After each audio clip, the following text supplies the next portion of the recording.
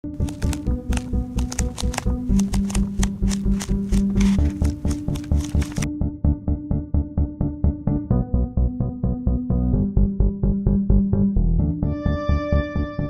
benutze das Pronomen er und das war nicht immer so. Also ich hatte im Laufe der Zeit mehrere Labels und Identifikationen und Pronomen.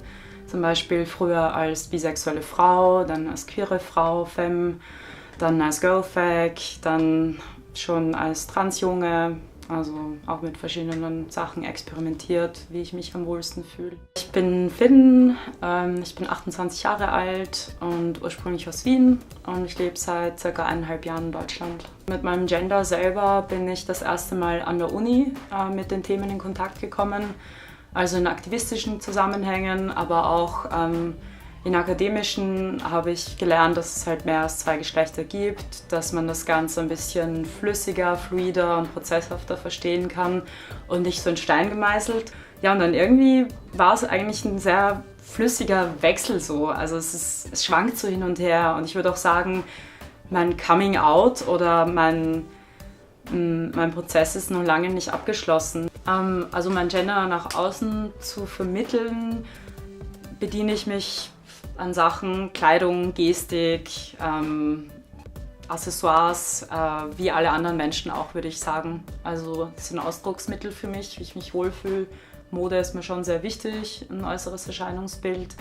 Und das wechselt ja immer, also manchmal sehr maskulin von der Gestik, von der Stimme, von der Kleidung und dann wieder so eine Mischung und so wie ein femininer Junge. Ich habe meine Zeit als Mädchen auch durchaus genossen und irgendwie zelebriert, diese Femininität. Und Teile davon habe ich mir bis heute beibehalten. Die Galaxy Nails. Und einschneidende Punkte waren auf jeden Fall mein kurzer Haarschnitt, wie ich den das erste Mal wirklich die Haare, alle mussten weg, abrasiert habe und ich einen neuen Namen gewählt habe. Und das ist für mich genauso wichtig und identitätsbildend als jetzt der OP-Antrag. Ich möchte eine Mastektomie haben, das heißt eine Brust-OP. Und ich möchte aber keine Hormone nehmen derzeit. Trotzdem ist schwul zum Beispiel sehr eng gefasst bei den Leuten. Die wollen ganz bestimmte Körpertypen, das ist auch okay. Jeder soll das machen, worauf er Bock hat. Aber ich hätte sehr gerne mehr Kontakt oder sexuelle Beziehungen mit Männern. Und das ist, seit ich so aussehe und mich so identifiziere, ein bisschen schwieriger geworden, aber auch nicht unmöglich. Okay. Es passiert natürlich sehr häufig, dass ich falsch gegendert wäre, in dem Fall dann als Frau. Dann reagiere ich je nach Tagesverfassung sauer, genervt, enttäuscht von Menschen. Enttäuscht in dem Punkt, weil so wenig Vorstellungsvermögen da ist, dass jemand etwas anderes sein kann, etwas dazwischen oder darüber hinaus, dass jemand sich automatisch als Frau oder Mann einordnen muss und dass es einfach gar nichts anderes gibt in den Gedanken der Leute, die mich dann mit sie ansprechen. Und es bedarf auch ein bisschen mehr Aufklärung in meinem Fall, weil ich kann nicht einfach sagen, ich bin Junge, Transmann im klassischen Sinn, ich nehme Hormone, mache die OPs, ich bin etwas anderes, also etwas sehr Fluides und damit kommen nicht alle Leute klar. Also wenn ich einen guten Tag habe, dann erkläre ich das kurz, aber ich bin nicht der Meinung, dass ich dafür da bin, lange Aufklärungsarbeit zu leisten. Es gibt super viele Ressourcen, online, offline, Lektüre dazu, Blogs, wo man sich darüber informieren kann. Man muss nicht immer die betroffenen Leute dazu ausfragen. Und sonst gibt es manchmal die Situation, dass ich im Supermarkt bin und als Junge wahrgenommen werde. Also ich möchte Bier kaufen und werde nach dem Ausweis gefragt. Die denken, ich bin ein 18-jähriger Junge oder so.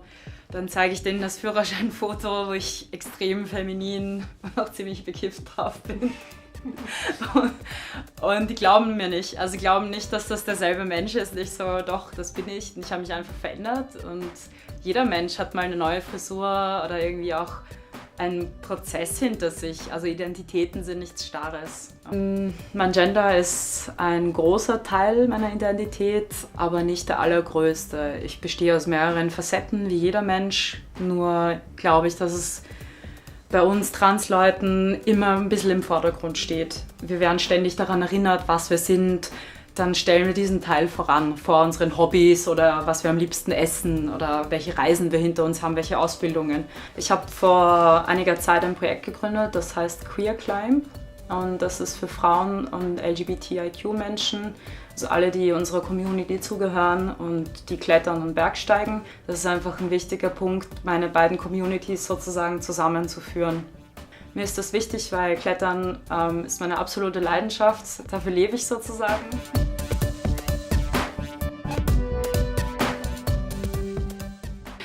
Ja, auf jeden Fall. Meine Botschaft nach außen hin wäre an alle Cis-Leute, ihr könnt euren Trans-Leuten gute Allies sein, indem ihr nicht irgendwelche Vorannahmen trefft. Ihr könnt Leute fragen, aktiv nach dem Pronomen und dem Namen fragen, zuhören, Glauben schenken.